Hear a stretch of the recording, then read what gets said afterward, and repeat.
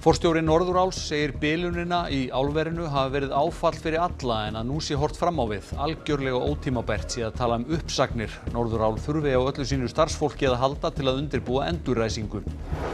Ofur fellibylur reið yfir Filippseyjar í dag aðeins viku eftir að rúmlega 200 manns fórust í öðrum fellibyl þar í landi. 1 milljón manna þurfti að yfirgefa heimili sín.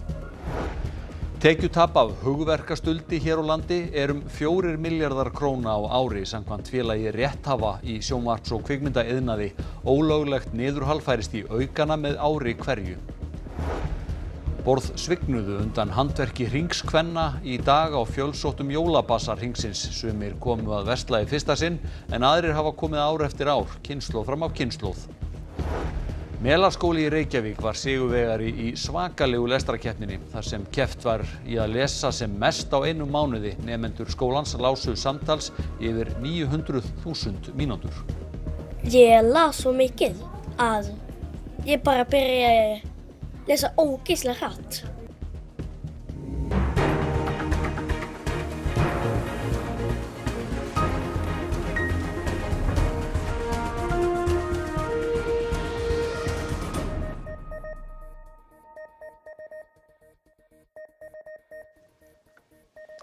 Gott kvöld. Allt nú gert til að stytta langa bið eftir að hægt verið að koma álframleiðslu í fullan gang hjá Norðuráli á Grundartanga. Ekki komið í ljós hvort tryggingar bæta allt tjón, segir forstjórinn. Stríð í Úkraínu hefur áhrif á orkuinnviði á Íslandi, sagði sviðsstjóri Raforkueftirlitsins í sjónvarpsfréttum í gær. Árásir beinast oft að orkuinnviðum. Skemmdir á þeim auka eftirspurn eftir varahlutum. Aukin eftirspurn þýðir lengri biðtíma. Áður hafði kórónuveirufaraldurinn raskað birgðakeðjunni. Norðurál glímir nú við langa bið eftir varahlutum. Afgreiðslufrestur af spennum af þessari stærð er yfirleitt mjög langur, oft 2 til 3 ár. Við erum búin að vera að vinna með framleiðendum að stytta þennan tíma eins mikið og hægt er og teljum okkur núna geta fengið spenna nægilega snemma til þess að byrja að framleiðslu aftur eftir 10 til 12 mánuði. Ef það verður bilun hefur Norðurál verið með varaleið. Nú gerist það hjá okkur að það verða 2 bilanir með mjög stuttu millibili og þar með var varaleiðin farin. Verður þeir að reyna að gera við biluðu spennana í þeirri vona hægt verða að ræsa kerin fyrr. Gunnar segir starfsfólk hafa staðið sig mjög vel við að undirbúa kerin svo auðveldar að verða að gangsetja þau. Er eitthvað hægt að segja til að núna hvort til uppsagna geti komið? Núna erum við að einbeita okkur að því að undirbúa kerskálan fyrir endurræsingu og það er gríðarlega mikil vinna og við þurfum á öllu okkar starfsfólki að halda við þá vinnu. Þannig að það er algjörlega ótímabært að tala um einhver uppsagnar eða slíkt. Algjörlega, já. Vonast til að rekstrartryggingar bæti tjónið. Það er ekki komið að fullu ljós ennþá og auðvitað hefur það áhrif á það hversu langan tíma það tekur að endurræsa kerin aftur. Hvernig er stemmingin að frá núna eða márallin? Ég held að stemmingin sé nú býsna góð. Auðvitað var þetta áfall fyrir alla en núna erum við bara að halda áfram og horfa til lands og reyna að klára þetta.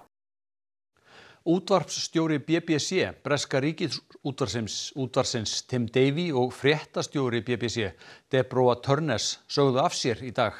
Afsagnirnar koma í kjölfar umfjöllunar að í heimildamynd BBC hafi áhorfendur verið blekktir. 2 bútar úr ræðu Donalds Trumps voru klipptir saman og þannig látið líta út fyrir að hann hafi hvatt stuðningsmenn sína til að ganga að þinghúsinu og berjast í aðdraganda innrásarinnar í húsið í janúar 2021. Gríðarsterkur fellibylur reið yfir Filippseyjar í dag og þurfti 1 milljón manna að yfirgefa heimili sín í varúðarskyni. 2 hið minnsta hafa farist. Aðeins vika síðan annar öflugur fellibylur reið yfir landið með þeim afleiðingum að yfir 200 fórust.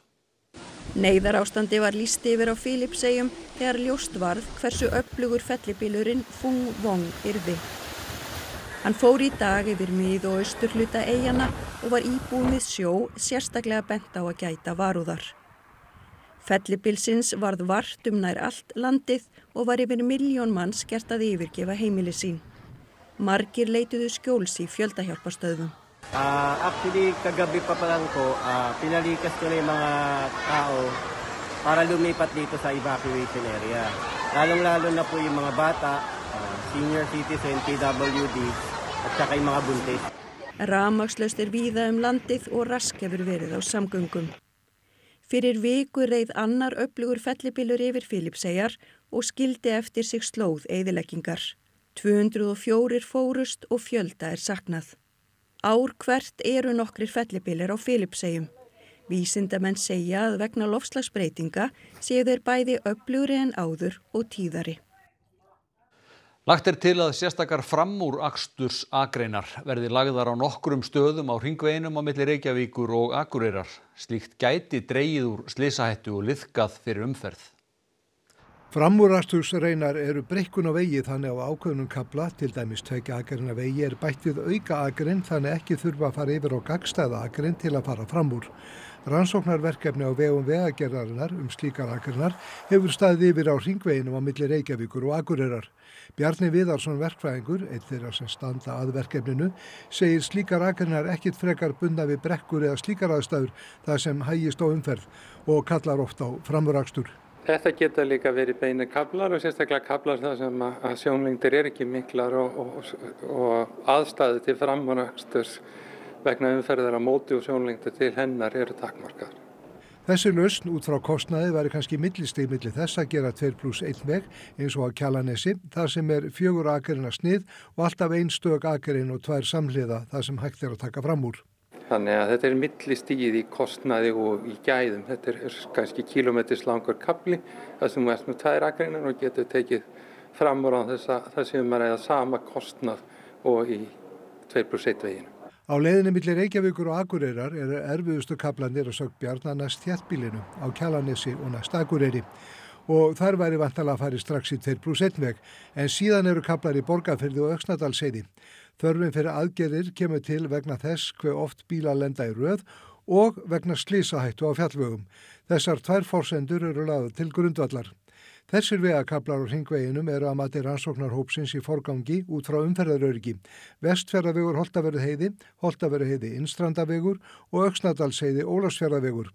Og síðan út frá þjónustustigi, það hversu oft myndast raðir, vegakaflar hringvegarins Borgarnes-Borgarfjarðarbraut, Borgarfjarðarbraut Vestfjarðavegur, Innstrandavegur Hvammstangavegur og síðan Hvammstangavegur á Blönduósi og loks hringvegurinn frá Húnaveri að Varmahlíð. Með aðgerð eins og þessari ætti að draga úr slysahættu. Henni væri ætlað að draga úr slysahættu vegna framúraksturs. Ekki búist við tímamótasamningum á loftslagsráðstefnu Sameinuðu þjóðanna sem hefst í Brasilíu á morgun. Eitt af stóru markmiðunum að fá ríki heims til að standa við eldri samning. COP30 loftslagsráðstefna Sameinuðu þjóðanna hefst á morgun í borginni Belém í Amazon-regnskógum Brasilíu. Með staðsetningunni vilja stjórnvöld í landinu vekja athygli á mikilvægi skóganna fyrir heiminn allan. Ekki búist við tímamótasamningum á ráðstefnunni í ár, heldur markmiðið að fá ríki og aðra til að senda skýr skilaboð áframhaldandi stuðning við baráttu gegn loftslagsbreytingum þrátt fyrir óvissutíma á alþjóðasviðinu. Á loftslagsráðstefnunni í París fyrir 10 árum náðist samkomulag að halda hlýnun jarðar undir 2 gráðum miðað við meðalhita fyrir iðnbyltingu og helst að halda hækkuninni undir 1,5 gráðu. Margt hefur breyst síðan þá og sumt ekki endilega eins og fólk vonaðist til. The change is happening faster than we had predicted. So temperatures are rising faster, impacts are more frequent and more severe, and therefore also the impacts being more severe. Fyrrum umhverfisstjóri Sameinuðu þjóðanna segir ýmislegt hafa gengið vel síðustu 10 árin og að víða heim sé endurnýtanleg orka ódýrari en kol, olía og gas. Renewables now, 10 years later, meet 80% of global electricity demand growth. Solar capacity is expanding 15 times faster and wind 3 times faster than they predicted 10 years ago. Sendinefnd Íslands á loftslagsráðstefnu Sameinuðu þjóðanna hyggst kalla eftir að stærri skref verði tekin til að draga úr losun gróðurhúsalofttegunda. Helmingi færri þjóðarleiðtogar mæta á COP í ár en í fyrra. Við mætum auðvitað með metnaðarfull markmið á COP og köllum eftir því að heimsbyggðin öll taki stór skref til þess að draga hratt úr losun. Og við sjáum það að helmingi færri þjóðarleiðtogar mæta á þessa loftslagsráðstefnu í ár. Það er ólíklegt að leiðtogar Kína og Indlands mæti og Bandaríkin sniðganga ráðstefnuna alfarið. Hvað er að breytast? Já, það er bakslag í Bandaríkjunum og því miður eru bandarísk stjórnvöld að beita sér mjög harkalega gegn endurnýjanlegum orkugjöfum og orkuskiptum en við sjáum ákveðna samstarfsfleti þar til dæmis þegar kemur að jarðhita. Nýlega undirrituðu einmitt Ísland og Kína viljayfirlýsingu aukið samstarf í jarðhitamálum og þegar kemur að útflutningi jarðhitaþekkingar og svona þekkingarsamstarfi milli landanna. 30% landsmanna streyma eða hala niður sjónvarpsefni og kvikmyndum ólöglega. Tap rétthafa hleypur á milljörðum króna. Félag rétthafa í sjónvarps- og kvikmyndaiðnaði kannaði í fyrra umfang og þróun streymis og niðurhals hér á landi. Stjórnarmaður segir að tap rétthafa sé tæplega 4 milljarðar á ári. Þá í töpuðum áskriftartekjum og töpuðum tekjum að öðru myndefni, fólk fer ekki í bíó og svo framvegis. Og svo áætlum við líka, það segir sér sjálft að ríkið verður af skattatekjum upp á nærri 2 milljarða. 1/3 landsmanna streymir eða halar niður kvikmyndum eða sjónvarpsefni ólöglega samkvæmt könnuninni. Flestir í aldurshópnum 18 til 29 ára eða tæplega 60%. Tómas segir að tölur sem þessar hafi ekki sést áður. Stærsta vandamálið í dag eru svokallar ólögmætar streymisveitur, geta heitið IPTV eða Plex. Svo eru líka torrent síður ennþá lifandi en rétthafar verða varir við þessa starfsemi og við höfum kært þetta til lögreglu. Tómas segir að kærurnar undanfarin 10 ár séu á annan tug og að örfáar endi fyrir dómi. Lögreglan hafi lítið sinnt þessum málaflokki og beri við skorti á mannafla, fjármunum og sérþekkingu. Hann segir höfundalög úrelt og refsingar vægar. Það þarf bara hugarfarsbreytingu hjá líka almenningi að fólk átti sig á því. Það í flestum tilvikum að stunda viðskipti við erlend glæpasamtök sem náttúrulega skila engu til samfélagsins.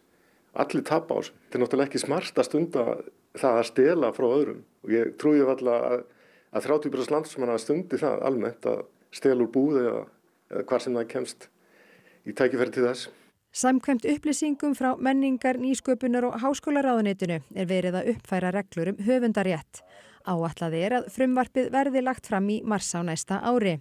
Í svörum frá ráðuneytinu segir að til greina komi að þyngja refsingar við hugverkaþjófnaði.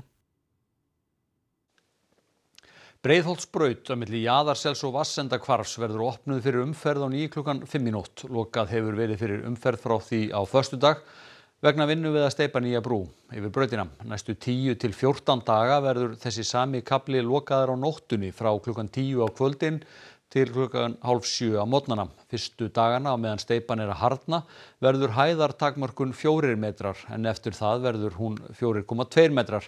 Hámarkshraði verður 30 km á klukkustund á meðan unnið við brúna. Mikil slysahætta getur skapast ef ekið á brúna og mikilvægt að vegfarendur virði hæðar- og hraðatakmarkanir. Þótt meira en 1,5 mánuður sé til jóla voru margir sem nýttu tækifærið í dag og keyptu handverk hringskvenna á jólabasar þeirra á Grand Hóteli og styrktu leið gott málefni.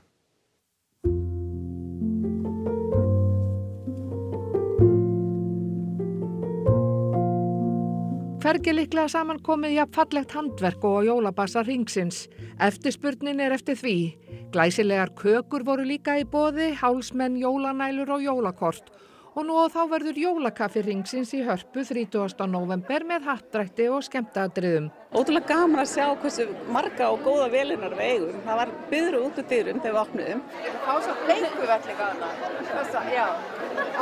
Og þessi kannski þessa, já. Er verið að kaupa fyrir barnabarn? Það verið að kaupa fyrir barnabörnin, alveg 3.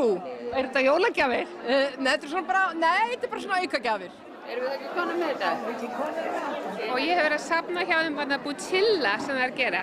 Svo rosalega fallega útsaumað sem að svo brjáluð vinna og ég legg nú ekki alveg að gera þetta sjálf, sko. Þetta einhver hefð kannski frá ömmu eða eitthvað slíkt? Sko, amma var í hringnum sjálf og mamma í hringnum, þannig að við höfum bara tengst þessu frá því ég man eftir mér. Þannig að þetta hefur bara verið fasti liður í aðventu undirbúningnum. Þessi passar. Kemur hérna alltaf? Nei, fyrsta skipti. Fyrsta skipti, rosa flott, bara já, rosa mikið af fólki og bara æðislegt. Og þannig að þú heldur þú takir eitthvað með þér heim? Já, pottið eitthvað. 350 konur á öllum aldri í kvenfélaginu hringnum og stór hluti tekur að einhverju marki þátt í basarnum. Mjög margar konur eru meira og minna allt árið að undirbúa basarinn og sumar hittast vikulega með handverkið. Systir mín gerði þetta og ég er búin að reyna að ná eitthvað eftir systir mína í mörg ár. Alltaf farið á 10 mínútur, nú náði ég þessu. Veistu hvað mikil vinna sem systir lagði í þetta? Alveg 3 mánuðir allavega, 4. Myndi ég segja, já það ekki, svona í ígripum, hún gerir þetta heima. Hringurinn var stofnaður 1904 og megin bakhjarl barnaspítala hringsins enda spítalinn nefndur eftir honum. Lilja Ægisdóttir formaður segir framlög hringsins gegnum árin örugglega skipta milljörðum króna. Allt fer alveg óskipt í barnaspítalasjóð hringsins sem við erum að styrkja með bugl og vökudeildina meira og minna hvert einasta tæki þar mert okkur. Ert þú farin að hlakka til jólana? Já. Af hverju eiginlega? Og þá jólinu uppáhaldshátíðin mín.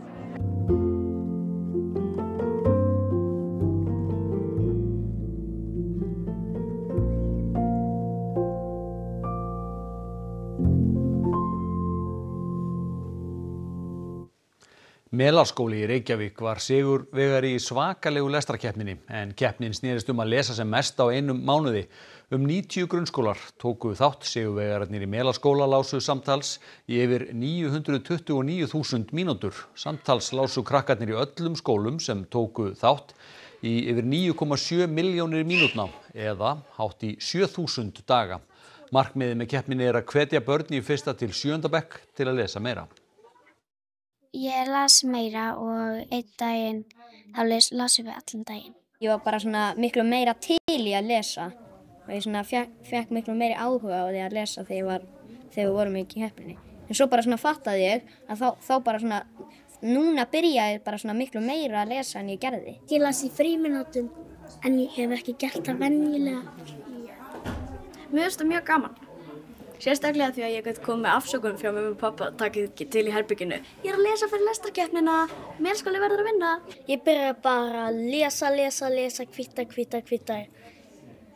Svo hugsa ég ekki eins og að ég las svo mikið að ég bara byrja að lesa ógeðslega hratt. Þá að veðri, vindátt verður norðlæg næstu daga og fyrir hiti lækkandi þegar líður á vikuna. Búast má við frosti mest allt land miðja viku en norðanáttin verður þó tiltölulega þurr og úrkoma því lítil. Við förum nánar yfir veðurhorfur að loknum íþróttafréttum. Íslandsmótið í 25 metra laug í sundi lauk í dag. Heimsmet í flokki einhverfra féll í tvígang í 50 metra flugsundi. Manchester City og Liverpool áttust við í stórleik helgarinnar í ensku úrvalsdeildinni í fótbolta. Íslendingar voru í stórum hlutverkum í handboltaleik Magdeburgar og Rhein-Neckar Löwen í Þýskalandi. Og við kynnumst pílukastaranum Alexander Veigari Þorvaldsinni. Þetta og fleira í íþróttum hér eftir fréttir. Helstu atriði frétta. Forstjóri Norðuráls segir bilunina í álverinu hafi verið áfall fyrir alla en að nú sé horft fram á við. Algerlega ótímabært sé að tala uppsagnir. Norðurál þurfi á öllu sínu starfsfólki að halda til að undirbúa endurræsingu. Ofur fellibylur reið yfir Filippseyjar í dag aðeins viku eftir að rúmlega 200 manns fórust í öðrum fellibyl þar í landi. 1 milljón manna þurfti að yfirgefa heimili sín. Tekjutap af hugverkastuldi hér á landi er 4 milljarðar króna á ári samkvæmt félagi rétthafa í sjónvarps- og kvikmyndaiðnaði. Ólöglegt niðurhal færist í aukana með hverju ári. Borð svignuðu undan handverki hringskvenna í dag á fjölsóttum jólabassar hringsins. Sumir komu að versla í fyrsta sinn en aðrir hafa komið ár eftir ár, kynslóð fram af kynslóð. Og Melarskóli í Reykjavík var sigurvegari í svakalegu lestrarkeppninni þar sem keppt var í að lesa sem mest á einum mánuði. Nemendur skólans lásu samtals í yfir 900.000 mínútur. Ég las svo mikið að ég bara byrja að lesa ógeðslega hratt. Þessi fréttatími á enda en það fréttavakt á RÚV.is og í útvarpinu allan sólarhringinn. Að lokum lítum við inn á árlegan list- og handverksmarkað Listarán landamæra sem fór fram í Ráðhúsi Reykjavíkur helgina. Þar mátti sjá ýmiss konar list og handverk eftir listafólk með fötlun. Verið sæl.